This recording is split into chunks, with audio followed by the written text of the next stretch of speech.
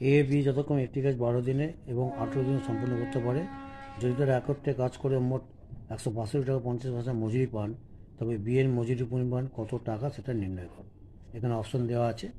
দেখো, এ 12 দিনে একটি কাজ করে মানে এক কাজ, মোট কাজ মানে এক কাজ, তাহলে একদিনে করবে কত? নিশ্চয়ই কম, তখন 1/12 কাজ। সিমিলারলি বি একদিনে করবে কত? 1/18 কাজ, তখন 1/12 অংশ কাজ করছে এ একদিনে, আর বি করছে একদিনে। এবার এদের একদিনের কাজের অনুপাতটা বার করে ফেলো। বার করে একদিনের মজুরির অনুপাত হবে একের, মানে কাজের যে অনুপাত মজুরির অনুপাতও তাই হবে।